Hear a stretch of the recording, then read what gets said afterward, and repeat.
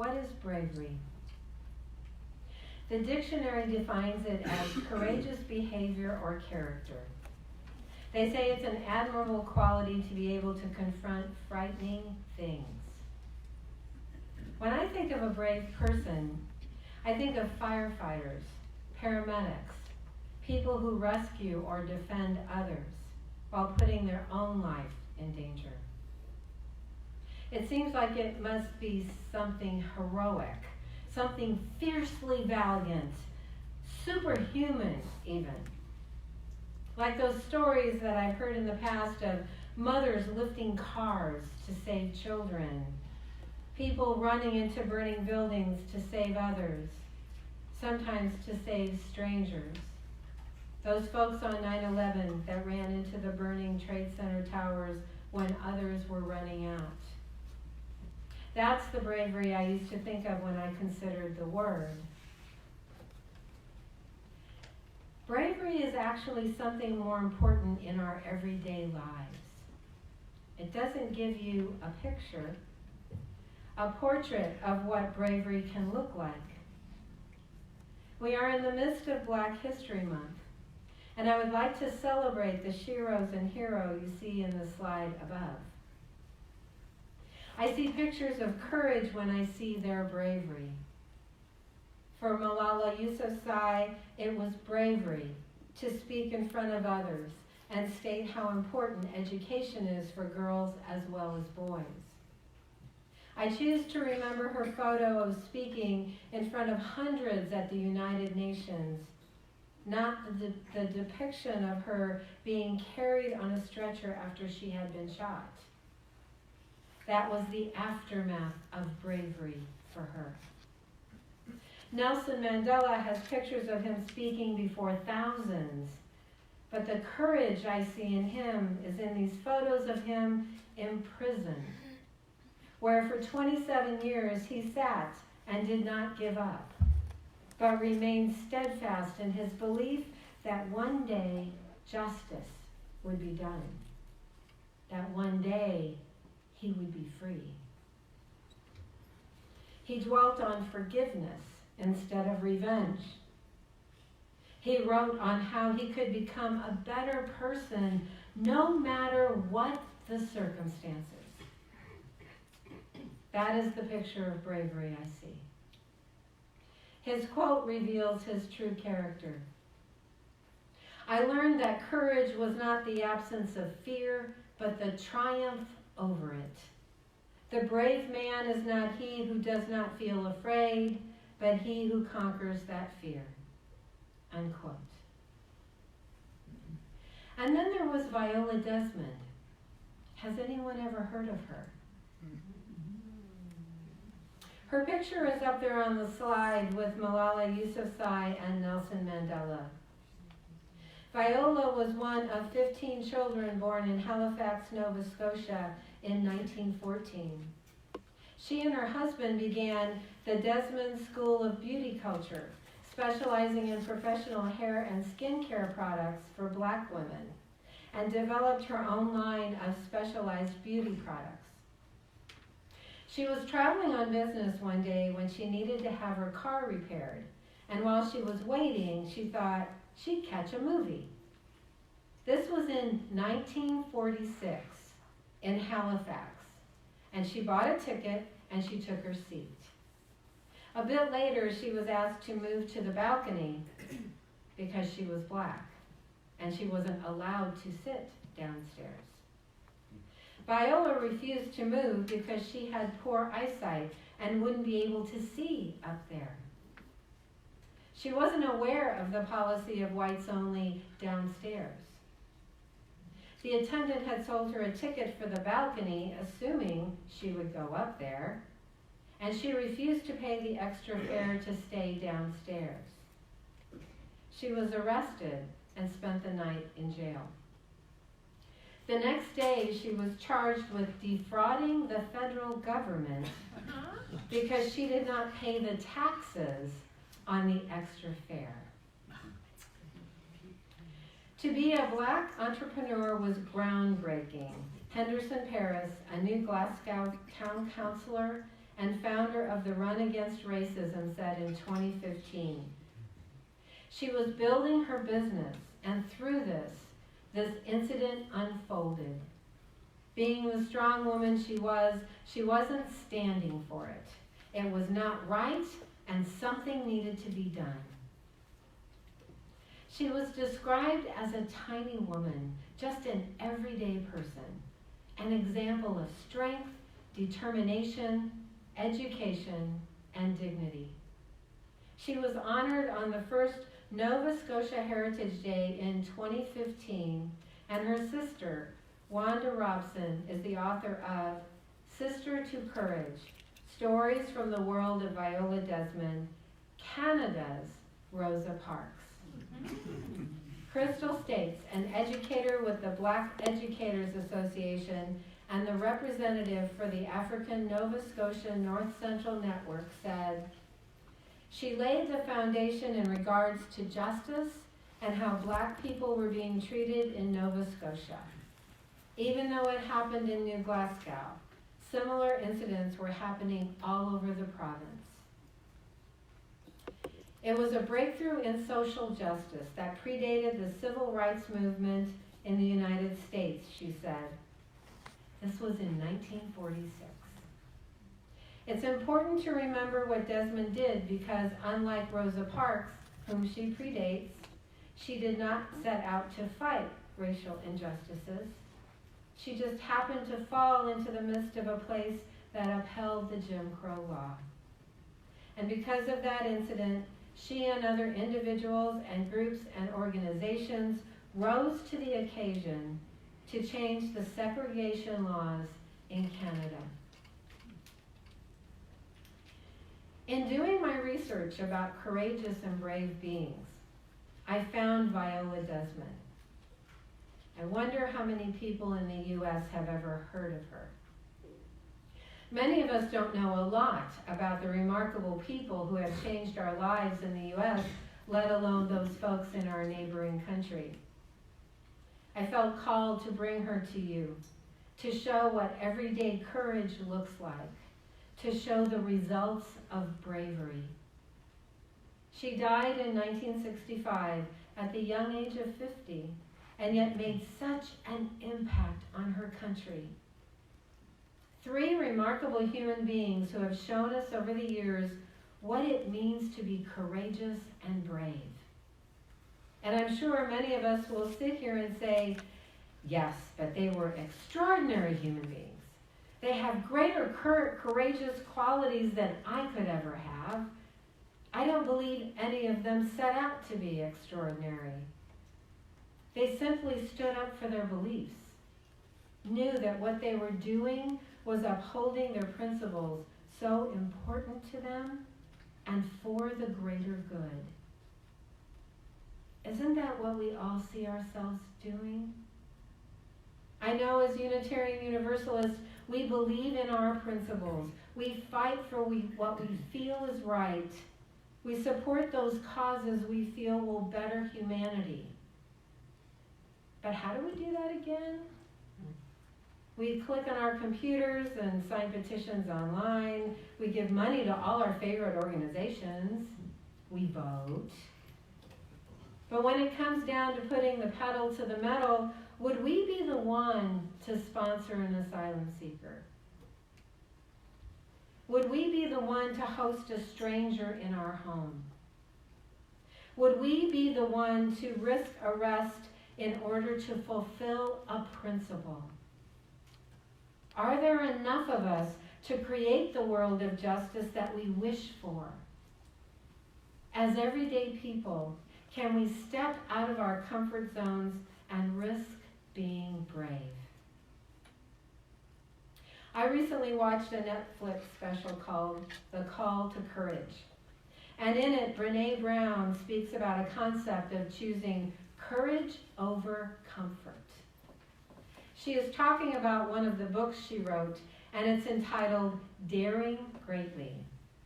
She got the title from one of President Teddy Roosevelt's quotes, and it goes like this. Although I have degendered his quote for you this morning. It is not the critic who counts, not the person who points out how the strong person stumbles or where the doer of deeds could have done them better. The credit belongs to the person who is actually in the arena, whose face is marred by dust and sweat and blood, who strives valiantly, who errs, who comes short again and again, because there is no effort without error and shortcoming. But who does actually strive to do the deeds, who knows great enthusiasms, the great devotions, who spends themselves in a worthy cause, who at the best knows in the end the triumph of high achievement, and who at the worst, if they fail, at least fails while daring greatly, so that their place shall never be with those cold and timid souls who neither know victory nor defeat. President Teddy Roosevelt. Daring greatly knows defeat. Daring greatly expects error and shortcoming. Daring greatly can be seen in the person who does, not just the person who succeeds. I have another way to put it that is a mantra for me. Next slide. Do or do not. There is no try. Now that may not be grammatically correct, but I find Yoda very wise. It is so true. It's the doing or not doing. The same premise that Teddy Roosevelt subscribed, the same that Brene Brown proposes. In the doing, you get up off the couch and do. Or in the not doing, you stay seated on the couch. There is not any in between. Courage doesn't come before the thought. It appears when you have made the decision to take that first step. Do is an action word. Bravery is a quality, a characteristic. There has to be an impetus when you are doing something. Something calls to you or propels you into action. Trying cannot be defined as an action. It's a verb, yes, but the dictionary uses this verb in examples as everyone wanted to know if he tried, or she was elected on her third try. In Yoda's defense, trying is not doing.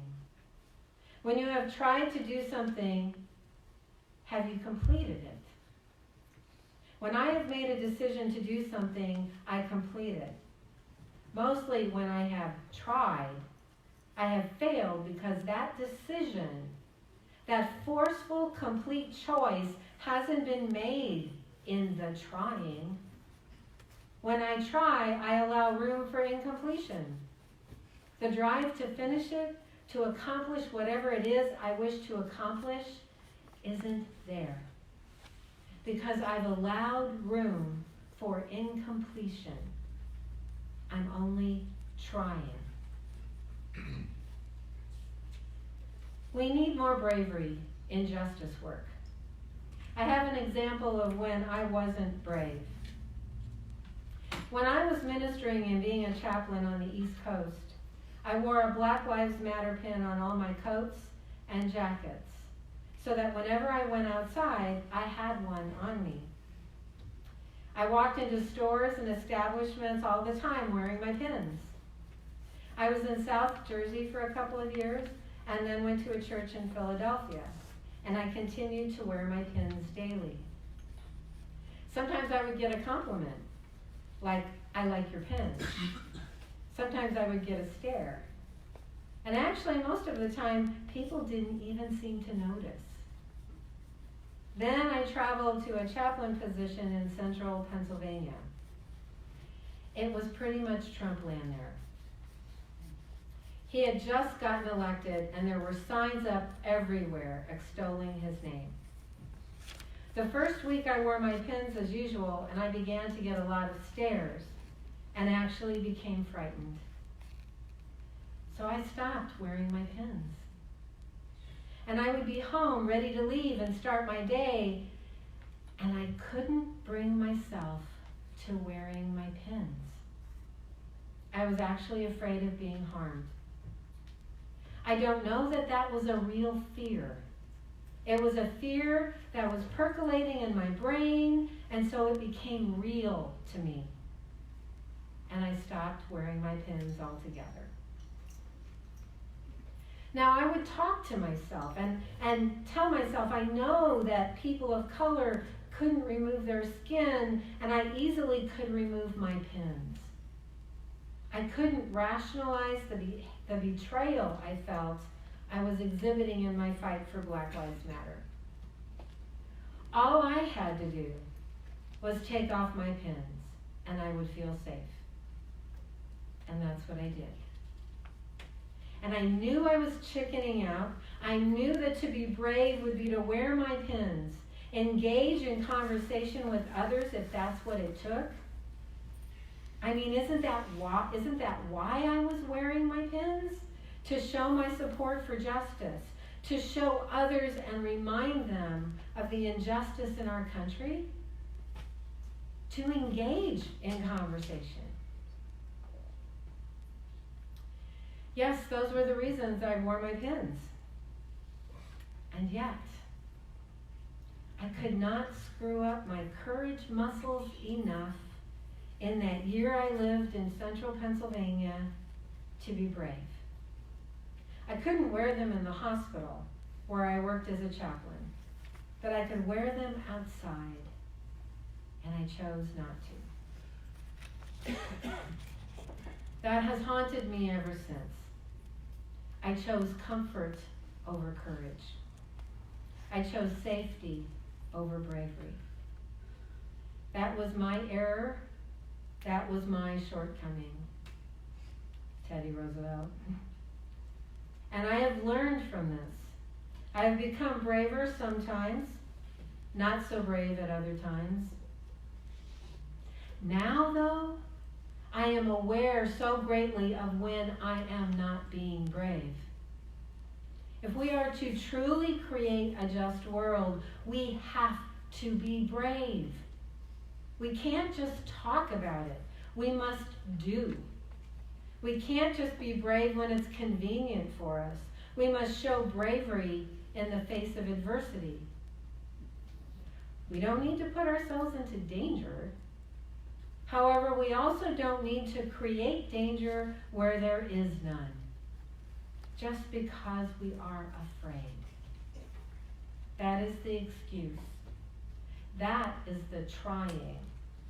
That is the incompletion of our passion for justice. Our 7 principles do not include the word try. Promote, affirm, acceptance, responsible, the right, the goal, respect. These are all words of action. There is no try. There is only do. And yet there are not any directions on how to do this, how to follow these 7 principles. We have to use our own initiative to follow these principles to the best of our ability. We do not have any creed or dogma that tells us what to do, but we still have to do. How do we do that? As free and responsible human beings, we are allowed to choose how we do that, how we follow our principles. Are we following them? Are we looking at them daily and asking ourselves, what have I done today to fulfill those principles? For we can take actions to fulfill them. In fact, we must take actions to fulfill them.